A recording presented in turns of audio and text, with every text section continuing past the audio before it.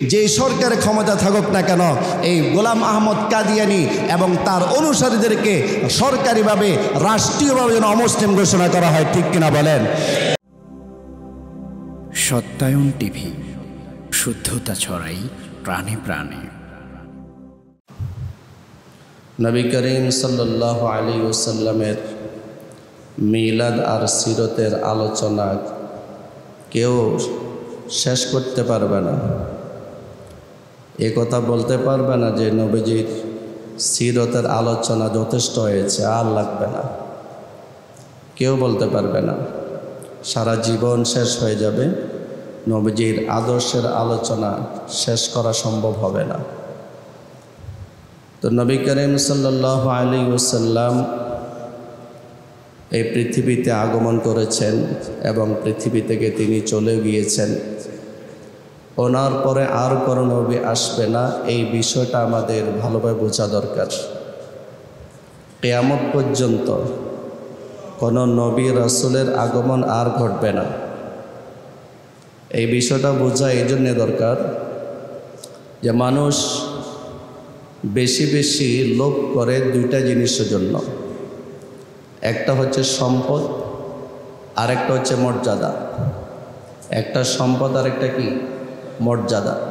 সম্পদের লোভ সবার মধ্যে আছে, কারো কাছে কম, কারো কাছে বেশি। মর্যাদার লোভ কার কাছে নেই?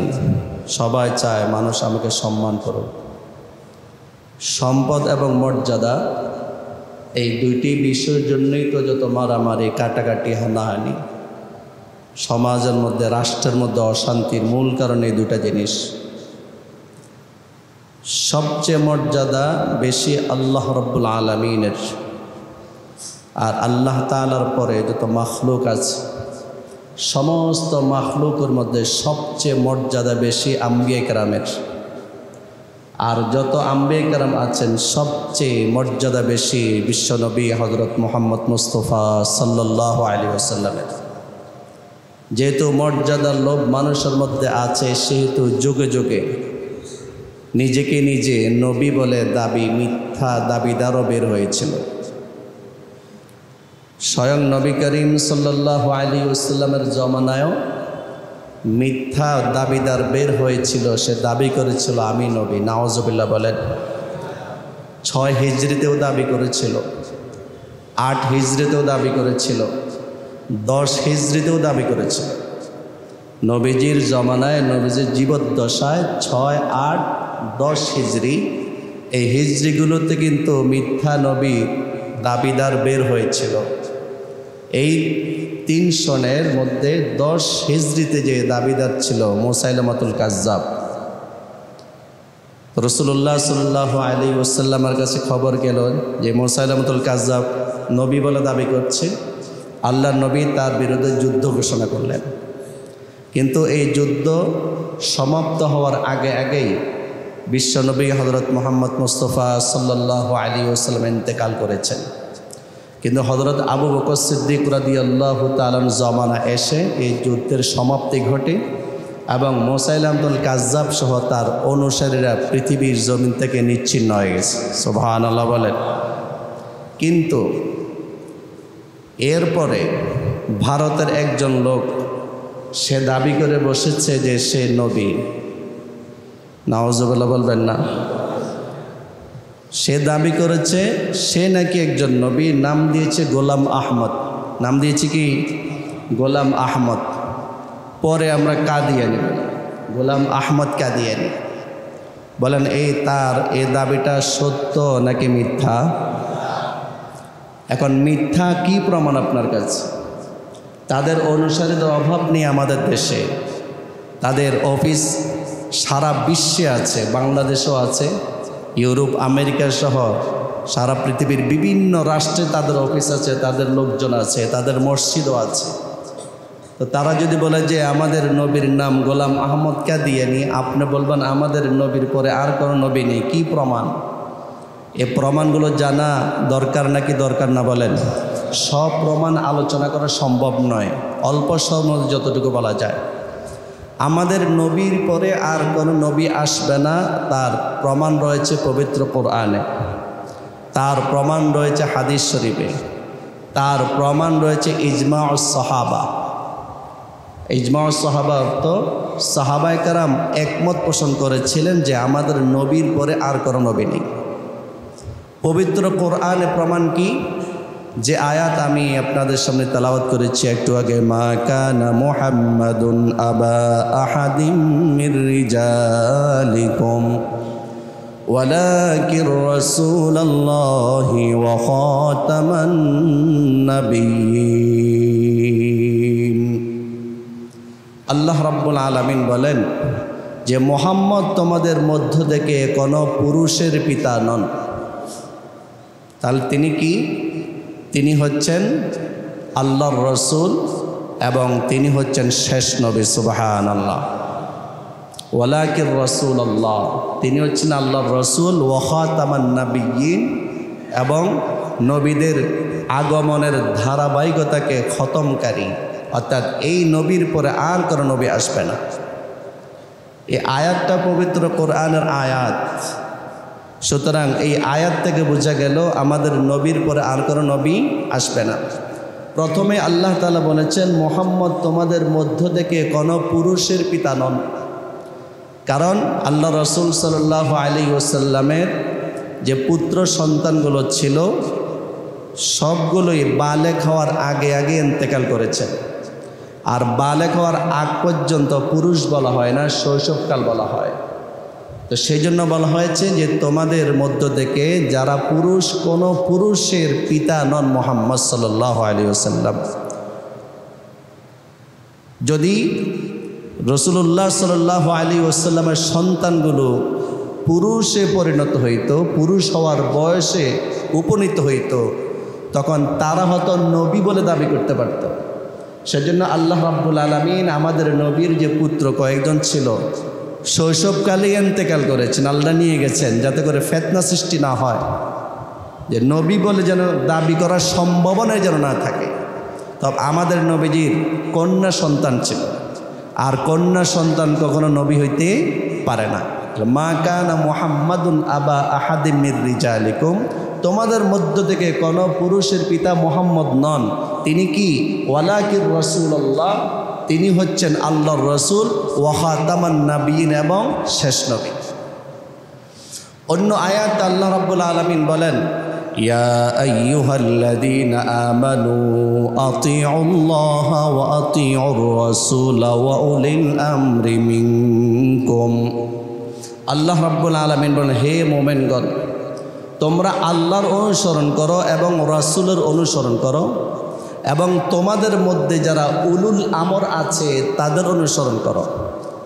তিন শ্রেণীর লোকের, তিন শ্রেণীর অনুকরণ করার জন্য বলা হয়েছে।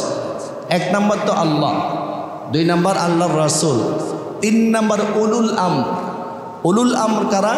যারা মুস্তাহিদ ইমাম ছিলেন, যারা মুস্তাহিদ, যেমন ইমাম আবু হানিফা রহমতুল্লাহ আলাই, ইমাম শাফি রহমতুল্লাহ আলাই, ইমাম মালিক রহমতুল্লাহ আলাই, ইমাম আহমদ ইবনে হাম্বল রহমতুল্লাহ আলাই, এবং যুগে যুগে যারা হক্কানি ওলামায়ে কেরাম, যারা কোরআন হাদিস বুঝে তারা।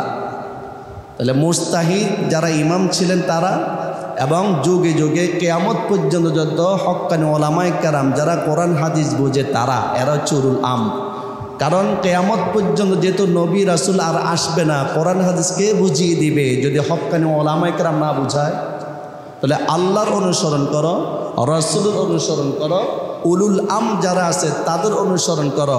এই আয়াত থেকেও বোঝা যায় বিশ্ব নবী মুহাম্মদ সাল্লাল্লাহু আলাইহি ওয়াসাল্লামের পরে আর কোনো নবী আসবে না। যদি বিশ্ব নবীর পরেও আর কোনো নবী আসতো, উলুল আমর যারা তাদের অনুসরণ করার জন্য আল্লাহ তাআলা এই আয়াতের মধ্যে ঘোষণা দিতেন না। কথাকে বুঝতেছেন কিভাবে আমাদের নবী শেষ নবী? তাহলে কোরআন দ্বারা আমরা বুঝলাম আমাদের নবী শেষ নবী। আমাদের নবী কোন নবী? সবাই বলেন, আমাদের নবী কোন নবী? শেষ নবী। হাদিস শরীফের মধ্যে রাসূল করিম সাল্লাল্লাহু আলাইহি ওয়াসাল্লাম বলেন, ইন্নার রিসালাতা ওয়ান নবুওয়াতা কাদ ইনকাতাআত ফালা রাসূলা বা'দি ওয়ালা নাবিয়্যা, যে রিসালত এবং নবুয়ত শেষ হয়ে গিয়েছে, অর্থাৎ নবী আসা এবং রসুল আসার ধারাবাহিকতা শেষ হয়ে গিয়েছে। সুতরাং আমার পরে আর কোনো রসুল আসবে না, আমার পরে আর কোনো নবীও আসবে না। সুবহানাল্লাহ বলেন। এটা হাদিস দ্বারা প্রমাণ। আরেক হাদিসে ক্বালা রাসূলুল্লাহি সাল্লাল্লাহু আলাইহি ওয়াসাল্লাম, আল্লাহর রাসূল সাল্লাল্লাহু আলাইহি ওয়াসাল্লাম বলেন, লাউ কানা বা'দি নাবিয়্যুন লাকানা ওমর, আমার পরে যদি কোনো নবী হওয়ার সম্ভাবনা থাকতো তাহলে আমার সাহাবী ওমর নবী হইতো। আল্লাহু আকবার বলেন। কিন্তু আমার পরে নবী হওয়ার সম্ভাবনা নাই, সেজন্য আমার সাহাবী ওমরও নবী হবে না।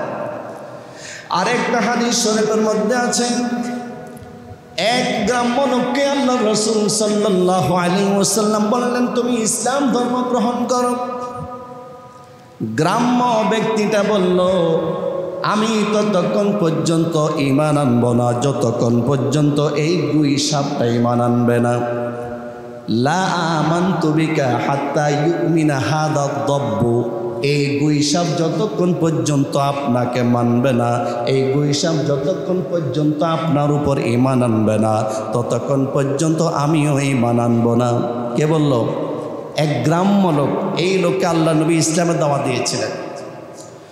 রাসূল কারীম সাল্লাল্লাহু আলাইহি ওয়াসাল্লাম গুইসাপকে প্রশ্ন করলেন, হে গুইসাপ, বলো তুমি কার ইবাদত করো? সুবহানাল্লাহ বলেন। বলেন তো গুইসাপ কি কথা বলতে পারে? মনে হয় কথা বলতে পারে, কিন্তু আল্লাহর নবী তো নবী, নবীর তো মুজিজা আছে। কথা যদি বলার শক্তি দান করে গুইসাপ কথা বলতে পারবে কি পারবে না? আল্লাহর নবী প্রশ্ন বললেন, হে গুইসাপ, বলো তো তুমি কার ইবাদত করো? গুইসাপ বলল, আমি সে আল্লাহর ইবাদত করি যে আল্লাহ আরশের মালিক। আল্লাহু আকবার বলেন। আমি সে আল্লাহর ইবাদত করি যে আল্লাহর সাম্রাজ্য রয়েছে জমিনে, যে আল্লাহর ক্ষমতা রয়েছে জমিনে, আমি এমন আল্লাহর ইবাদত করি। আল্লাহু আকবার বলেন। গুইসাপ বলে, যে আল্লাহর রহমত জান্নাতে রয়েছে, যে আল্লাহর রহমতে ভরপুর জান্নাত, সে আল্লাহর ইবাদত আর বন্দেগী আমি করতে থাকি। আমি সে আল্লাহর ইবাদত করি যে আল্লাহর আযাব রয়েছে জাহান্নামের মধ্যে। আল্লাহু আকবার বলেন। কয়টা কথা বলল? চারটা কথা বলেছে। কি বলল? আমি কেমন আল্লাহর ইবাদত করি? যে আল্লাহ আরশের মালিক। আমি সে আল্লাহর ইবাদত করি যে আল্লাহ সাম্রাজ্য আর ক্ষমতা রয়েছে জমিনে। আমি সে আল্লাহর ইবাদত করি যে আল্লাহর রহমত রয়েছে জান্নাতে। আমি সে আল্লাহর ইবাদত করি যে আল্লাহর আযাব রয়েছে জাহান্নামে। কয়টা কথা বলেছেন? এরপর রাসূল প্রশ্ন করলেন, গুইসাপ বলো, মান আনা, আমি কে, আমার পরিচয় দাও। আল্লাহু আকবার বলেন। গুইসাপ আরবি ভাষা বলে দিয়েছে, আনতা রাসূল রাব্বিল আলামিন ওয়া খাতামুন নবিয়্যিন, আপনি হচ্ছেন রব্বুল আলামিনের পক্ষ থেকে প্রেরিত একজন রাসূল, আপনি হচ্ছেন খাতামুন নবিয়্যিন। আল্লাহু আকবার। তাহলে আমাদের নবীর পরে আর কোন নবী নেই। এই সাক্ষ্যটা একটা গুইসাপ দিয়েছে। বন্য প্রাণীও সাক্ষ্য দিয়েছে, বিশ্বনবী মুহাম্মদের পরে আর কোনো নবীর আগমন ঘটবে না। কিন্তু গোলাম আহমদ কাদিয়ানী আর তার অনুসারীরা বুঝল না। তারা কত বড় বেকুব হলে বলে বিশ্বনবীর পরে আরেকজন নবী আছে, যেই নবীর নাম গোলাম আহমদ কাদিয়ানী। নাউজুবিল্লাহ বলেন। আসলে গোলাম আহমদ কাদিয়ানী কারণ নবী নন। তিনি যে নবী নন তার নাম দ্বারা বোঝা যায়। কারণ আদম আলাইহিস সালাতু ওয়াস সালাম থেকে শুরু করে বিশ্ব নবী পর্যন্ত যত নবী রাসূল আসছিলেন, সব নবী রাসূলের নামগুলো হচ্ছে এক শব্দে। যেমন আদম নবীর নাম এক শব্দে, নূহ নবীর নাম এক শব্দে, ইদ্রিস নবীর নাম এক শব্দে, মূসা আলাইহিস সালাতু ওয়াস সালামের নাম এক শব্দে, ঈসা আলাইহিস সালাতু ওয়াস সালামের নাম এক শব্দে, আমার নবী আপনার নবীর নাম মুহাম্মদ অথবা আহমদ, আহমদও এক শব্দে, মুহাম্মদও এক শব্দে। এমন কোনো আপনি নবী পাবেন না যেই নবীর নাম দুই শব্দে। কিন্তু বলেন তো গোলাম আহমদ এটা এক শব্দ না দুই শব্দ? বোঝা গেল তার নামে বলে দেয় এই গোলাম আহমদ আসলে কোনো সত্য নবী নয়, বরং তিনি হচ্ছেন মিথ্যা এবং ভণ্ড নবী। ঠিক কিনা জোরে বলেন? এই নাম দ্বারা আমরা বুঝলাম বিশ্ব নবীর নাম কি? জোরে বলেন, বিশ্ব নবীর নাম কি? সবাই বলেন বিশ্ব নবীর নাম কি? গোলাম আহমদ কাদিয়ানী কোনো আখিরি নবী হতে পারে না, তিনি কোনো নবীর দাবি করাটাও একটা মিথ্যা দাবি করেছে। সুতরাং এই কথাটাকে যারা বিশ্বাস করবে তার ঈমান সাথে সাথে চলে যাবে। বলেন নাউজুবিল্লাহ। তাহলে আমরা তার নাম দ্বারা বুঝলাম সে আসলে কি নয়, নবী নয়। এক নম্বর প্রমাণ গোলাম আহমদ কাদিয়ানী নবী না, এটা এক নম্বর প্রমাণ। দুই নম্বর প্রমাণ সে যে নবী নয়, যত নবী রাসূল আসছিলেন সমস্ত নবী রাসূলকে আল্লাহ রাব্বুল আলামিন এখতিয়ার দিয়েছিলেন মৃত্যুর আগে যে আপনি ইচ্ছে করলে দুনিয়াতে থাকতে পারবেন, ইচ্ছে করলে আখিরাতে চলে যেতে পারবেন, আল্লাহর সান্নিধ্যে চলে যেতে পারবেন। মা মিন নাবিয়্যিন ইয়ামরাজু ইল্লা খুয়্যিরা বাইনাদ দুনিয়া ওয়াল আখিরাহ। নবী করিম সাল্লাল্লাহু আলাইহি ওয়াসাল্লাম বলেন এমন কোন নবী নেই যে নবীকে দুনিয়া এবং আখিরাত এই দুটোর মাঝে কোনটা এখতিয়ার করবেন ক্ষমতা দেওয়া হয় নাই। কথা কি বুঝতেছেন? প্রত্যেক নবীকে বলা হয়েছে আপনি কি দুনিয়াতে থাকবেন নাকি আখিরাতে আল্লাহ দরবারে চলেন, কোনটা, এই এখতিয়ারটা দেওয়া হয়েছে। গোলাম আহমদ কাদিয়ানীকে এই এখতিয়ার দেওয়া হয় নাই। বোঝা গেল সে নবী না। এখন কোন কোন নবীকে এখতিয়ার দেওয়া হয়েছে এটা আমাদের বুঝতে হবে না? কি বলেন, বুঝতে হবে তো? যেমন ইব্রাহিম আলাইহিস সালাতু ওয়াস সালামকে এখতিয়ার দেওয়া হয়েছে যে আপনি কি পৃথিবীতে আরও থাকবেন নাকি আল্লাহর সান্নিধ্যে চলে যাবেন। ইব্রাহিম আলাইহিস সালাতু ওয়াস সালামকে খলিলুল্লাহ বলা হয়, আল্লাহর বন্ধু বলা হয়। ইব্রাহিম আলাইহিস সালাতু ওয়াস সালামের জান কবজ করার জন্য যখন ফেরেশতা আসলেন, ইব্রাহিম নবী প্রশ্ন করলেন আপনি কে? ফেরেশতা বললেন আমি জান কবজ করার জন্য আসছি, আল্লাহ আমাকে পাঠিয়েছেন। ইব্রাহিম নবী বললেন আমাকে তো খলিলুল্লাহ বলা হয়, আল্লাহর দোস্ত বলা হয়। তাহলে এমন কেমন দোস্ত যে দোস্ত তার দোস্তের জান নিতে চায়? ফেরেশতা গিয়ে আল্লাহকে বলেন আল্লাহ আপনার বন্ধু এই কথাটা বলেছে, আপনি কেমন বন্ধু যেই বন্ধু বন্ধুর প্রাণ নিতে চায়? আল্লাহ রাব্বুল আলামিন ফেরেশতাকে বললেন তুমি গিয়া আমার খলিলকে বলে দাও সে কেমন দোস্ত যে দোস্ত আরেক দোস্তের কাছে আসতে চায় না। সুবহানাল্লাহ বলেন, কেমন দোস্ত? ফেরেশতা যখন ইব্রাহিম নবীকে সেই কথাটা বললেন, ইব্রাহিম নবী ফেরেশতাকে জান কবজ করার জন্য অনুমতি দিয়ে দিলেন। আল্লাহু আকবার। হযরতে জাকারিয়া আলাইহিস সালাতু ওয়াস সালামকে ইহুদিরা দৌড়ানি দিল পিছনের দিক থেকে, পিছন দিকে ইহুদিরা দৌড়ায় আর জাকারিয়া আলাইহিস সালাতু ওয়াস সালাম সামনের দিকে দৌড়ায়। যাইতে যাইতে এক বিশাল অরণ্য পড়ল, বন জঙ্গল, বিশাল একটা গাছ। আল্লাহ রাব্বুল আলামিনের হুকুম অনুযায়ী এই গাছটা ফাঁক হয়ে গেল। জাকারিয়া আলাইহিস সালাতু ওয়াস সালাম গাছের ভিতর ঢুকে গেলেন, আবার গাছটা আগের মতো হয়ে গেল। ইহুদিরা যায় দেখে গাছের ওপারে কোনো পায়ের দাগ নেই। কত চালাক চিন্তা করেন, এইদিকে তো পায়ের দাগ আছে কিন্তু গাছের ওই পাশে কি নেই, কোনো পায়ের দাগ। এখন তারা খুঁজতেছি জাকারিয়া গেল কই, গেল কই, এই পাশে দাগ আছে ওই পাশে দাগ নেই। তারা মোটামুটি নিশ্চিত হয়ে গেল আশেপাশে কোথাও লুকিয়ে আছে জাকারিয়া। হঠাৎ করে গাছের দিকে তাকায় দেখে চাদরের একটা অংশ গাছের ফাঁক দিয়া বের হয়ে আসে। এখন গাছকে ফাঁক করিয়া জাকারিয়া নবীকে বের করা সম্ভব নয়, এই জন্য তারা একটা করাত আনলো। করাত এনে উপরের দিক থেকে নিচের দিক থেকে চিরা শুরু করলো। চিরতে চিরতে জাকারিয়া আলাইহিস সালাতু ওয়াস সালামের মাথা যখন করাতে স্পর্শ করলো, একটু ভাবুন তো কেমন কষ্ট হবে। আমরা তো শুধু বয়ান শুনতেছি, গাছের ভিতর একজন নবী উপর দিক থেকে চিরা শুরু হয়ে গেছে। চিরতে চিরতে ওই করাতের দাঁতগুলো যখন মাথার সাথে লাগতেছিল তখন কেমন লাগতেছে।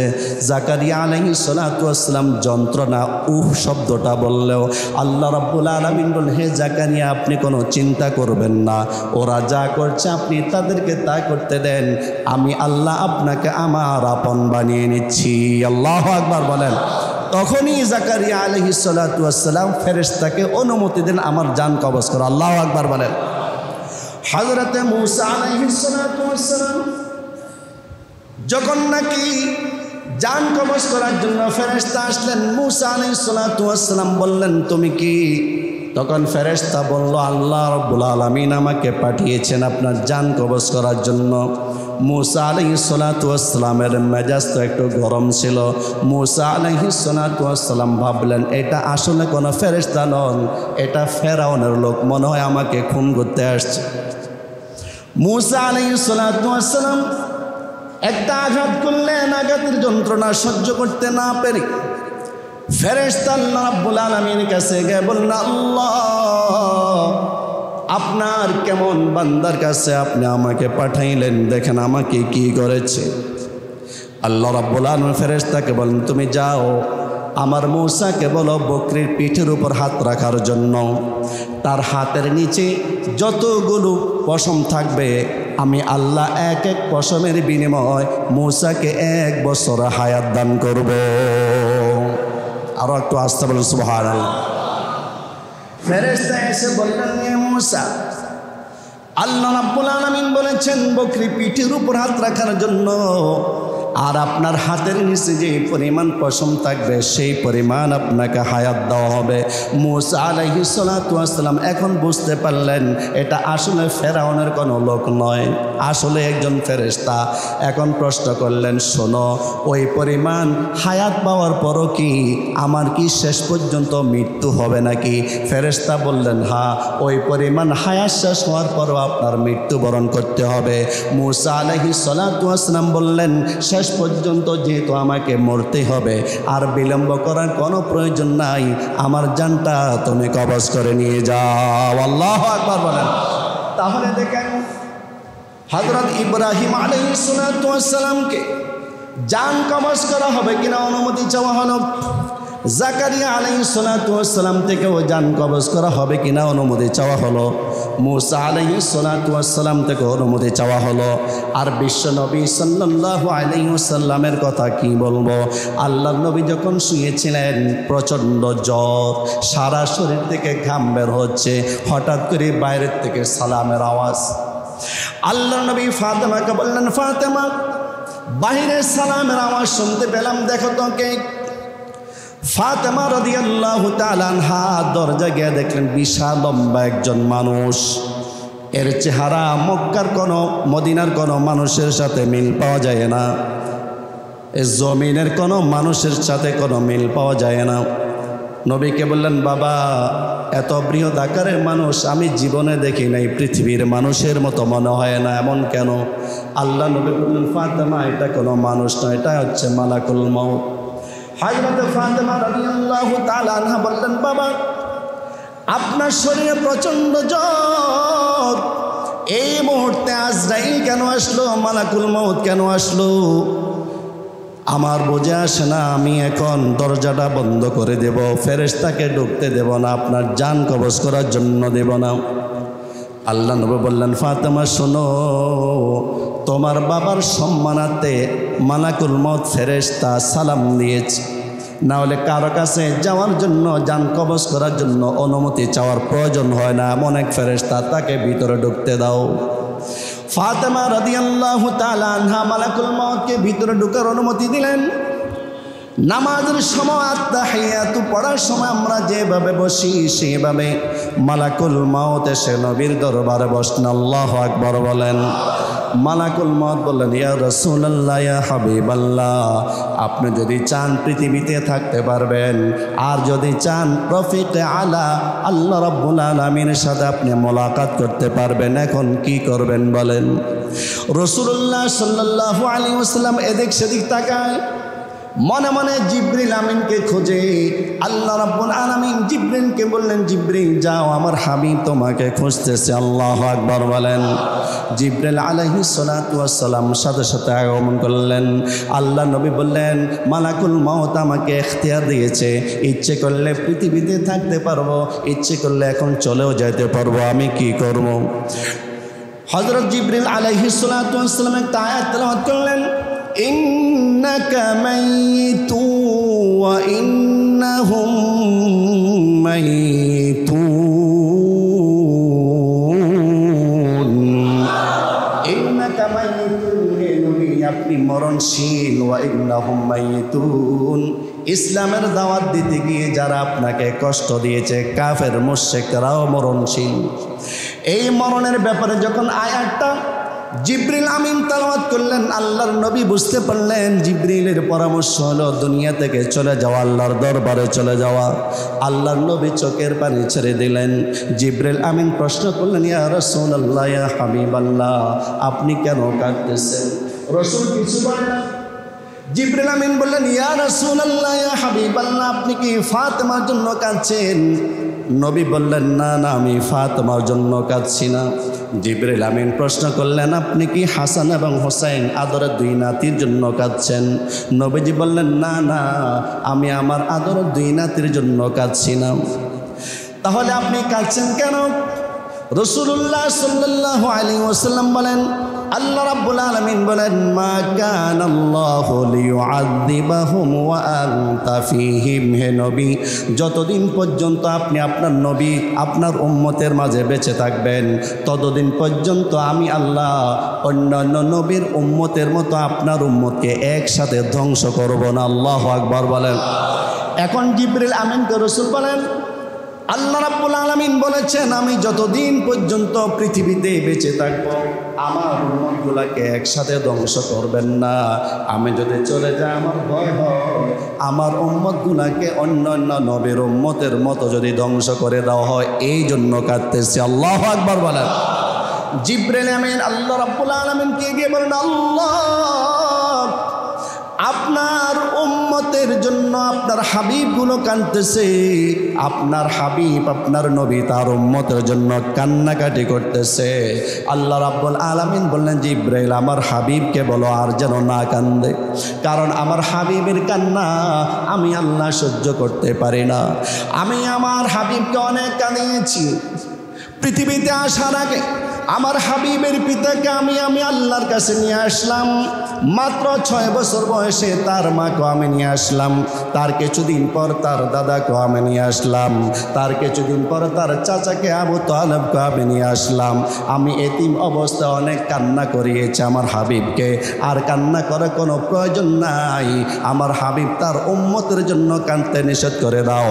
আমার হাবিব যদি আমি আল্লাহর কাছে চলে আসে, আমার হাবিবের বর্তমানে তার উম্মতের জিম্মাদারি স্বয়ং আমি আল্লাহ নিয়ে নিলাম। তাহলে দেখেন বিশ্বনবী মুহাম্মদ সাল্লাল্লাহু আলাইহি ওয়াসাল্লাম কেউ ইখতিয়ার দিয়েছেন কিনা? দিয়েছেন কিনা? তাহলে 4 জন নবীর কথা বললাম। 4 জন নবীকে আল্লাহ রাব্বুল আলামিন পৃথিবীতে থাকা এবং না থাকার ইখতিয়ার দিয়েছেন কি দেন নাই?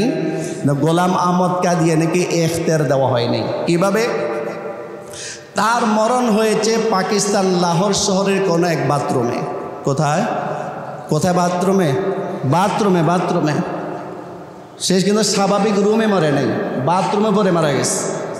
এখন বলেন, তাকে যদি আল্লাহর পক্ষ থেকে এই ইখতিয়ার দেওয়া হইতো যে তুমি কি পৃথিবীতে থাকবা নাকি আল্লাহর কাছে চলে যাবা, সে তো কমাসম অতটুকু বলতো যে আমি আগে বাথরুম থেকে বাইর হই, আমি আমার বেডরুমে যাই, তারপর সিদ্ধান্ত জানাই দিস। নাকি কথা বুঝতেছেন না? সে তো এটা বলতো যে আমি আগে বাথরুম থেকে বের হই, তারপর আমি বলতেছি যে আমি কি আল্লাহর দরবারে চলে যাব নাকি পৃথিবীতে থাকব। সে মারাই গিয়েছে বাথরুমে, বুঝে গেল তাকে ইখতিয়ার দেওয়া হয় নাই। আরেকটা প্রমাণ, 3 নম্বর প্রমাণ, গোলাম আহমদ কাদিয়ানী যে নবী নয়। আল্লাহ রাব্বুল আলামিন আদম আলাইহিস সালাতু ওয়াস সালাম থেকে শুরু করে বিশ্বনবী পর্যন্ত যত নবী রাসূল পাঠিয়েছিলেন, সমস্ত নবী রাসূল যেই যেখানে ইন্তেকাল করেছেন সেই সেখানে সমাহিত হয়েছে। কি বললাম? সমস্ত নবী রাসূল যেই যেখানে ইন্তেকাল করেছেন তার কবরও সেখানে হয়েছে। গোলাম আহমদ কাদিয়ানি মারা গেছে পাকিস্তান লাহোর শহরে, আর তার কবর হয়েছে ভারতের গুরুদাসপুর জেলার কাদিয়ান নামক এলাকা। কারণ আপনারা বলেন মরছে কোথায়? পাকিস্তানে। কবর হচ্ছে কোথায়? ভারতে। কোন জেলায়? এই কাদিয়ান নামক এলাকা, এই জন্য তাকে কাদিয়ানি বলি আমরা। কাদিয়ান এটা একটা গ্রামের নাম, এই গ্রামের দিকে সম্বোধন করি, কাদিয়ানি শব্দটা বলা হয় তাকে। তাহলে সমস্ত নবী রাসূল যেখানে ইন্তেকাল করেছেন সেখানে তার কবর হয়েছে, কিন্তু গোলাম আহমদ কাদিয়ানি মরেছে পাকিস্তান, কবর হয়েছে ভারতে। এটা থেকেও বোঝা গেল সে আসলেই কোনো নবী নয়। এই জন্য আমরা কোরআন থেকে বুঝলাম আমাদের নবী মুহাম্মদ সাল্লাল্লাহু আলাইহি ওয়াসাল্লাম শেষ নবী। আমরা হাদিস থেকে বুঝলাম আমাদের নবী শেষ নবী, এবং আমরা এটাও বুঝলাম আমাদের নবীর পরে যত নবী আসবে দাবি করবে তারা সবাই মিথ্যাবাদী, তারা সবাই ভণ্ড নবী, তারা কোনো সত্য নবী হইতে পারে না। গোলাম আহমদ তার আরেকটা প্রমাণ হচ্ছে যে ইজমাউ সাহাবা, সমস্ত সাহাবায়ে কেরাম একমত পোষণ করেছেন যে গোলাম আহমদ কাদিয়ানি মিথ্যা নবী। গোলাম আহমদ কাদিয়ানি কোন নবী? মিথ্যা নবী। রাসূল করিম সাল্লাল্লাহু আলাইহি ওয়াসাল্লামের জমানাতে এরকম মিথ্যা নবী দাবিদার অনেক বের হয়েছিল, তাই না? বের হয়েছিল। একটু আগে বলেছিলাম মুসাইলাতুল কাজ্জাব, সে যখন নবী দাবি করলো আল্লাহ রসুল যুদ্ধ ঘোষণা করলেন, কিন্তু যুদ্ধ সমাপ্তির আগে আগে রসুল দুনিয়া থেকে চলে গেলেন। আর এটা সমাপ্তি ঘটেছে হযরত আবু বকর সিদ্দিক রাদিয়াল্লাহু তাআলার জামানায়। ওই সময়ের মধ্যে 40,000 অনুসারী হয়ে গেছিল মুসাইলাতুল কাজ্জাব। নাউজুবিল্লাহ বলেন। কত হাজার? 40,000। আর তখন 1200 সাহাবি, 1200 সাহাবি ওই 40,000 যারা মুরতাদ হয়ে গিয়েছিল তাদের বিরুদ্ধে যুদ্ধ ঘোষণা করে নাই শুধু, বরং যুদ্ধে তারা জড়িয়ে গিয়েছিল। কত হাজার সাহাবি? 1200। 1200 তার মানে 1200, আর ওরা কত? 40,000। আর ওই যুদ্ধের মধ্যে 28,000 লোক মারা গেছে। ওই 28,000-এর মধ্যে মুসাইলাতুল কাজ্জাব এই লোকটাও ছিল। 28,000-এর মধ্যে কে ছিল? কে ছিল? মুসাইলাতুল কাজ্জাব, যে নবী দাবি করেছিল সেও ছিল। তাহলে তার অনুসারে চলে গেল। কিন্তু দুঃখের বিষয় হলো এত বড় ঘটনার পরেও আরও অনেক পরে এসে এই ভারতের এই লোকটা নবী বলে দাবি করলো। এখন আমাদের দেশে কত সরকার আসে যায়, কোনো সরকার এই পর্যন্ত ঘোষণা করার সাহস পায় নাই যে গোলাম আহমদ কাদিয়ানি এবং তার অনুসারীরা কাফের। এই ঘোষণাটা দেওয়ার এখনো সাহস হয় নাই। কেন সাহস হয় নাই? এরা আসলে ক্ষমতাই বুঝে, এরা ইসলাম কি এটা বুঝে না, নবী কি এটা বুঝে না। শেষ নবীর নামও অনেক বড় বড় নেতারা বলতে পারে না, ঠিক কিনা জোরে বলেন। তাহলে এরা গোলাম আহমদ কাদিয়ানিকে শেষ নবী তারা কীভাবে ঘোষণা করবে? অথচ এটা সূক্ষ্ম একটা মাসআলা। গোলাম আহমদ কাদিয়ানিকে যারা নবী বলে বিশ্বাস করবে এবং গোলাম আহমদ কাদিয়ানি নবী কিনা সন্দেহ করবে, সবাই কাফের। কি বললাম? গোলাম আহমদ কাদিয়ানিকে যারা নবী বলে স্বীকার করবে তারা কি? কাফের। আর গোলাম আহমদ কাদিয়ানি নবী কি নবী না এই ব্যাপারে যারা সন্দেহ করে বলবে হ্যাঁ হইতেও পারে গোলাম আহমদ মনে হয় নবী, এই যে সন্দেহ করিয়ে যে বলবে সেও কি হবে? তার মানে আমাদের নবীকে শেষ নবী এটা বিশ্বাস করতে হবে। আমাদের নবী যে শেষ নবী এই বিষয়ে যে সামান্যতম সন্দেহ করবে যে আমাদের নবী শেষ নবী কিনা, আমাদের নবীর পরে যে আরেকজন নবীর নাম শুনি গোলাম আহমদ কাদিয়ানি সে নবী কিনা, এই ধরনের সন্দেহ যারা করবে তারাও সরাসরি কাফের। নাউজুবিল্লাহ বলেন। এই জন্য ইমাম আবু হানিফা রহমতুল্লাহ আলাইহির কাছে একটা লোক এসে বলল যে আমি নবী। নাউজুবিল্লাহ বলেন। ইমাম আবু হানিফা রহমতুল্লাহ আলাইকে ওই মিথ্যা দাবিদার নবী বলল, ইমাম আবু হানিফা আমি যে নবী আপনি যদি বলেন তাহলে আমি একটা মুজিজা এখন দেখাই দেব। দেখেন নবীদের তো মুজিজা আছে, সে কোত্থেকে বলল সে জানে। সে ইমাম আবু হানিফাকে বলল আমি নবী, আপনি যদি বলেন তাহলে আমি যে নবী একটা মুজিজা দেখাবো। ইমাম আবু হানিফা রহমতুল্লাহ আলাইহি আচ্ছা দেখাও তো, এই কথাটা বলেন নাই। ভালোভাবে খেয়াল করেন যে তুমি যে নবী একটা মুজিজা দেখাও তো, এই কথাটা তিনি বলেন নাই। তিনি কি করলেন? উপস্থিত জনতাকে একটা মাসালা বললেন, যদি কোনো ব্যক্তি বলে আমি নবী এবং আমি যে নবী এর উপর আমি একটা মুজিজা দেখাবো, প্রতি উত্তরে কোনো ব্যক্তি যদি বলে আচ্ছা মুজিজা দেখাও, আচ্ছা মুজিজা দেখাও, এই কথাটা যে বলবে সেও কাফের হয়ে যাবে। সুবহানাল্লাহ বলেন। কারণ কি, আচ্ছা মুজিজা দেখাও এই কথাটার বলা অর্থ হচ্ছে মা কানা মুহাম্মাদুন আবা আহাদিন মির রিজালিকুম ওয়ালাকিন রাসূলুল্লাহি ওয়া খাতামান নাবিয়্যিন। আল্লাহ যে কোরআনে ঘোষণা করেছে মুহাম্মদ শেষ নবী, তার এই কথার মধ্যে সন্দেহ করেছে, এই জন্য তো বলেছে যে আচ্ছা দেখাও তো মুজিজা। কথা কি পরিষ্কার হয়েছে আপনাদের? এই জন্য গোলাম আহমদ কাদিয়ানী বলে যে নবী হইতেও তো পারে, এই যে সন্দেহ যদি করিও বলে যে সে নবী, তাহলে তার ঈমান থাকবে না যাবে? কারণ কি জানেন, পবিত্র কোরআনকে, পুরো কোরআনকে অস্বীকার করার কোনো প্রয়োজন নাই কাফের হওয়ার জন্য। পুরো একটা সূরাকে অস্বীকার করার কোনো প্রয়োজন নাই, পুরো একটা আয়াতকে অস্বীকার করার কোনো প্রয়োজন নাই, একটা শব্দকে অস্বীকার করারও কোনো প্রয়োজন নাই। বরং পুরো 30 পারা কোরআন শরীফ থেকে পুরো কোরআনের একটা বর্ণকে কেউ যদি অস্বীকার করে, একটা হরফকে কেউ যদি অস্বীকার করে, সাথে সাথে তার ঈমান চলে যাবে। যেমন পবিত্র কোরআন অনেক সূরার শুরুতে হরফগুলো আছে, যেমন নুন, এটা একটা হরফ, এটা কোনো শব্দ নয়। সদ, এটা একটা হরফ, এটা একটা শব্দ না। কোনো ব্যক্তি যদি পবিত্র কোরআনের নুনকে অস্বীকার করে তার ঈমান থাকবে না যাবে। শুধু সদকে যদি অস্বীকার করে ঈমান থাকবে না যাবে।